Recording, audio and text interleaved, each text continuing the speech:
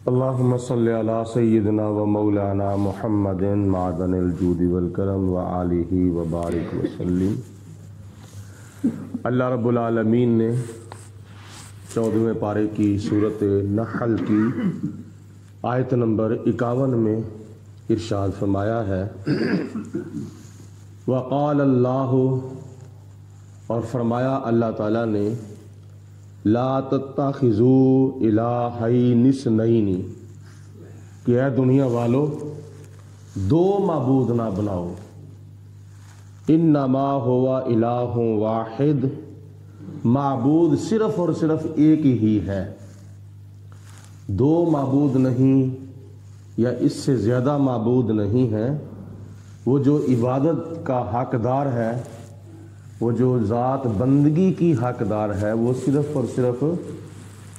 انما ہوا الہ واحد، وہ ایک ہی ہے جس نے ساری کائنات کو پیدا فرمایا ہے۔ فَإِيَّايَ فَارْهَبُونَ، تو اللہ فرماتا ہے کہ تم خاص مجھ ہی سے ڈرتے رہو، مجھ سے ڈرنا بھی تمہارے اوپر ایک میرا حق ہے، ہر وقت ڈرو اور ہر جگہ پہ ڈرو۔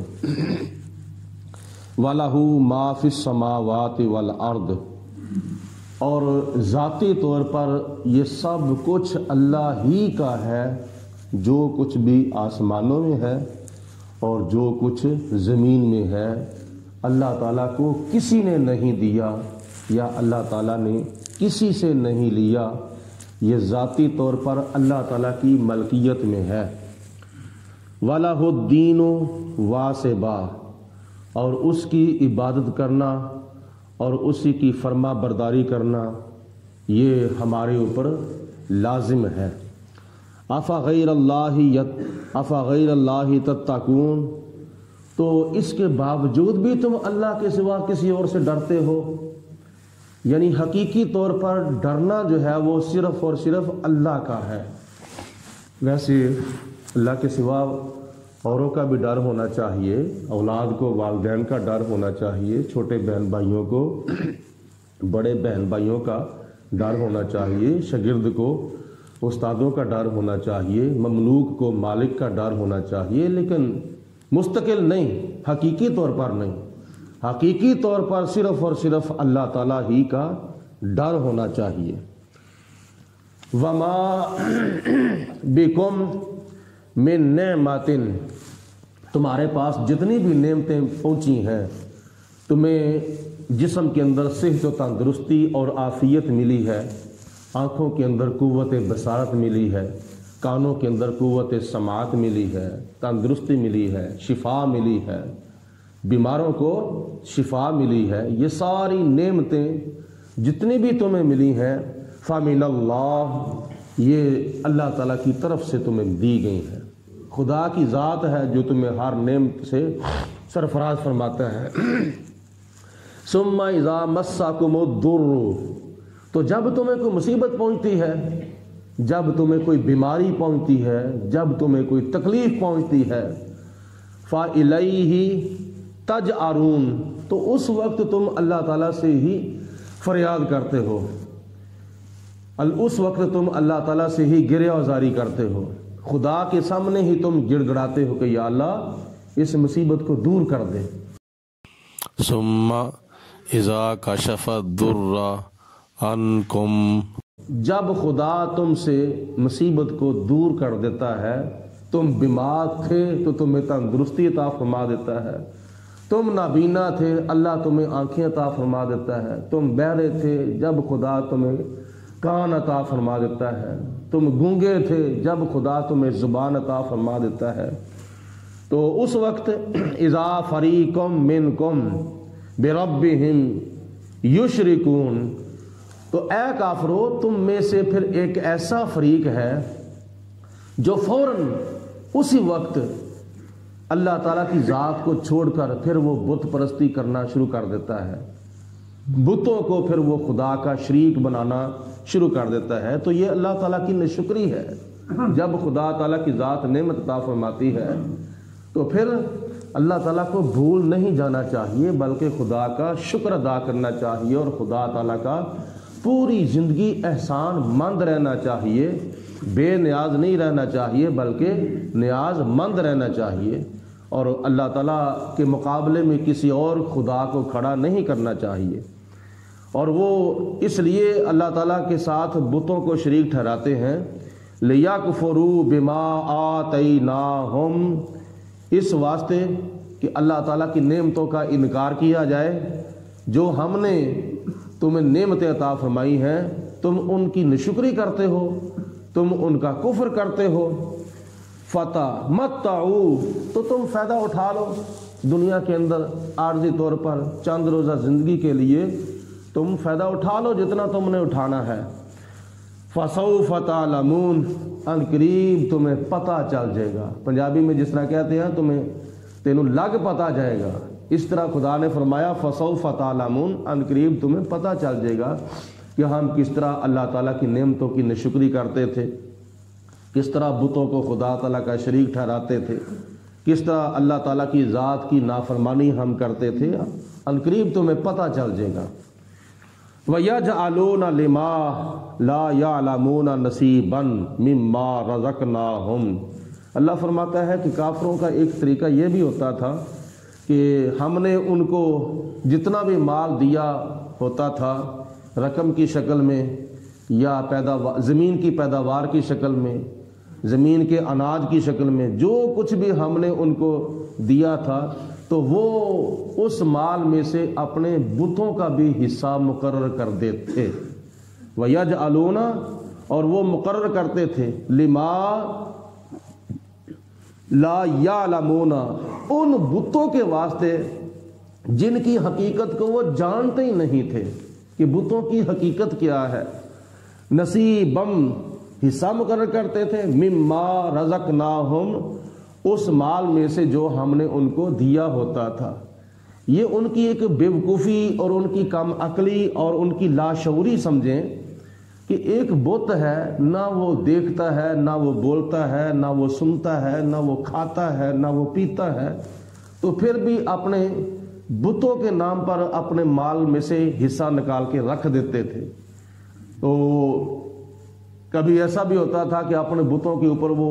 شہد مال دیتے تھے، جس کی وجہ سے ان بتوں کے اوپر مکھیاں آ کے بیٹھ جاتی تھیں تو وہ اڑا بھی نہیں سکتے تھے۔ تو خدا فرماتا ہے کہ ایسے بتوں کی اور ایسے خداؤں کی پوجا کرتے ہو کہ جو اپنے اوپر بیٹھی ہوئی مکھی بھی نہیں اڑا سکتے۔ یہ ان کی ایک کم عقلی کا اندازہ لگائیں۔ تاللہ لتسألن، اللہ فرماتا ہے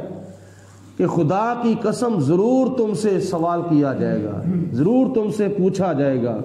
اما کنتم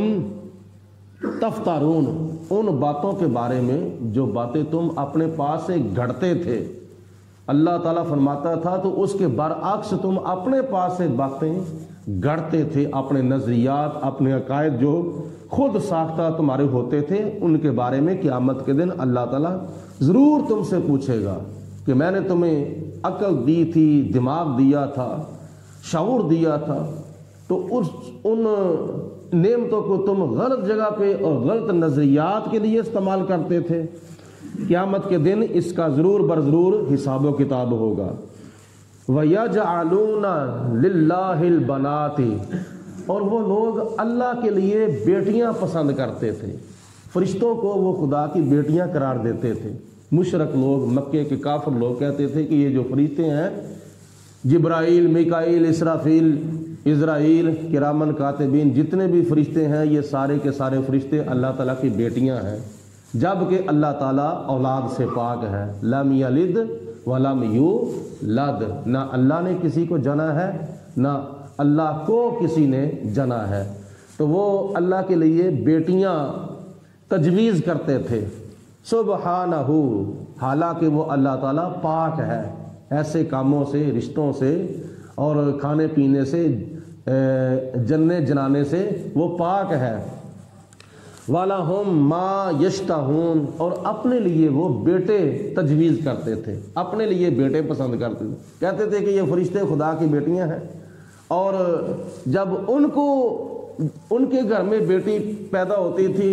تو ان کا جو چہرہ تھا اس کا رنگ جو تھا وہ متغیر ہو جاتا تھا، افسوس ہو جاتا تھا ہمارے گھر میں بیٹی پیدا ہو گئی ہے۔ تاکہ وہ تو بیٹیوں کے ساتھ اس قدر سلوک کرتے تھے کہ جب کوئی کسی کافر کسی مشرک کے گھر میں بیٹی پیدا ہوتی تھی تو وہ اس کو زندہ دفن کر دیتا تھا، زندہ درگور کر دیتا تھا۔ تو وہ کہتا تھا کہ میں لوگوں کو منہ دکھاؤں کہ میرے گھر میں بیٹی پیدا ہو گئی ہے۔ یہ کافروں کا طریقہ ہے، بیٹی کی پیدائش پر خوشی نہ کرنا، منہ کے اوپر غم کا اظہار کرنا یا افسوس کرنا، یہ کافروں کا طریقہ ہے۔ نبی پاک علیہ الصلوۃ والسلام نے بیٹی کی بڑی فضیلت بیان فرمائی ہے کہ یہ بھی اللہ تعالیٰ کی نعمتوں میں سے ایک نعمت ہے۔ نبی پاک علیہ الصلوۃ والسلام کی تشریف آوری سے پہلے بڑا ظلم ہوتا تھا بیٹیوں کے اوپر، ان کو زندہ دفن کر دیا جاتا تھا، بلکہ کئی لوگوں نے کاروبار بنایا ہوتا تھا۔ کئی والدین ایسے ہوتے تھے کہ جن کا دل نہیں کرتا تھا کہ ہم اپنی بیٹی کو زندہ دفن کر دیں، لیکن بامر مجبوری عرب کے رواج کے مطابق ان کو زندہ دفن کرنا پڑتا تھا۔ پھر وہ کئی لوگوں کو کہتے تھے لے یار تو میری بیٹی جا کے دفن کر آ، زندہ درگور کر آ۔ تو کئی لوگوں نے کاروبار بنایا ہوتا تھا لوگوں کی بیٹیوں کو زندہ دفن کرنا، جن میں حضرت داہیہ کلبی رضی اللہ تعالی عنہ بھی شامل تھے، جو اس وقت مسلمان نہیں ہوئے تھے۔ تو جب نبی پاک علیہ الصلوۃ والسلام کی بارگاہ میں حاضر ہوئے، کلمہ پڑھا، مسلمان ہو گئے، تو نبی پاک علیہ السلام نے فرمایا کہ کفر والی زندگی کی کچھ کہانی مجھے سناؤ۔ تو حضرت داہیہ کلبی نے عرض کی یا رسول اللہ میں نے 70 بیٹیاں لوگوں کی دفن کی ہیں، تو مجھے کیا نام ہے ایک بیٹی کے دفن کرنے پر بڑا افسوس ہوا تھا، لیکن میری آنکھوں کے اوپر اس وقت پٹی باندھی گئی تھی، میں نے دفن کر دیا تھا۔ یہ باتیں سن سن کر حضور علیہ الصلوۃ والسلام کی آنکھوں میں آنسو آ رہے تھے۔ آگے اس کی وضاحت اللہ تعالیٰ کی ذات نے ارشاد فرمائی ہے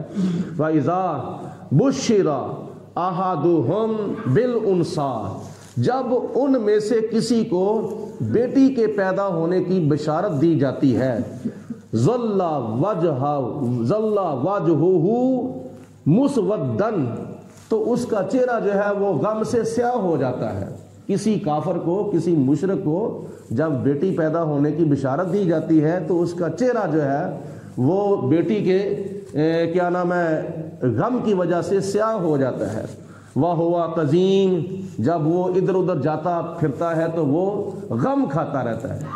غم و حزن کے اندر وہ مبتلا رہتا ہے۔ اب میرے گھر میں بیٹی پیدا ہوگی، میں کیا کروں گا، بڑا افسوس کرتا ہے۔ یتوارا من القوم، وہ اپنی قوم سے منہ چھپاتا پھرتا تھا۔ جب بیٹی پیدا ہو جاتی تھی تو اپنی قوم سے منہ چھپاتا پھرتا تھا۔ من سوء ما بشر بہ، اس بری خبر سے جو اس کو سنائی گئی تھی، یعنی اس وقت ان کے نظریے کے مطابق بیٹی کی جو بشارت ہوتی تھی وہ بری خبر ہوتی تھی، وہ بہت ہی شرمندگی والی خبر ہوتی تھی۔ تو جب اس کو خبر دی جاتی تھی تو وہ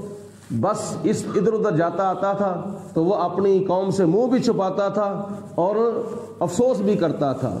اور جب بچی پیدا ہو جاتی تو پھر کیا کرتا تھا، آیوم سیکو ہو اللہ، میں اس کو اپنے پاس رکھوں، اپنے پاس زندہ رکھوں، ام یا دسو فی التراب، کہ یا اس کو میں مٹی کے اندر دفن کر دوں۔ سوچتا پھرتا تھا میں اس کو اپنے پاس رکھوں یا اس کو مٹی کے اندر دفن کر دوں۔ الا ساء ما یحکمون، خبردار یہ کتنا برا فیصلہ ہے جو وہ لوگ کرتے تھے۔ للذین لا یؤمنون بالآخرۃ، جو لوگ آخرت کے اوپر ایمان نہیں رکھتے ان لوگوں کے لیے کیا ہے، مثل السوء، ان کے لیے بری بری خصلتیں ہیں، ان کے اندر بری بری صفتیں پائی جاتی ہیں، وہ بہت ہی نامناسب کردار ادا کرتے ہیں۔ جو لوگ آخرت کے اوپر یقین نہیں رکھتے، آخرت کے اوپر ایمان نہیں رکھتے، وہ بری بری صفتوں کے مالک ہیں۔ وَلِلَّهِ الْمَثَلُ الْأَعْلَىٰ، اور اچھی اچھی صفتوں کا مالک اللہ ہے، اچھی خوبیوں کا مالک اللہ ہے۔ یعنی یہ اللہ تعالیٰ کے جو نام ہے نا، رحمان، رحیم، کریم، علیم، عظیم، ستار، غفار، جبار، قہار، یہ پیارے پیارے نام اللہ تعالیٰ کے صفاتی نام ہیں اور اللہ تعالیٰ اچھی اچھی صفتوں کا مالک ہے۔ وَهُوَ الْعَزِيزُ الْحَكِيمُ، اور اللہ تعالیٰ بے حد عزت والا بھی ہے اور بے حد حکمتوں والا بھی ہے۔ اللہ پاک کی ذات بابرکات ہمیں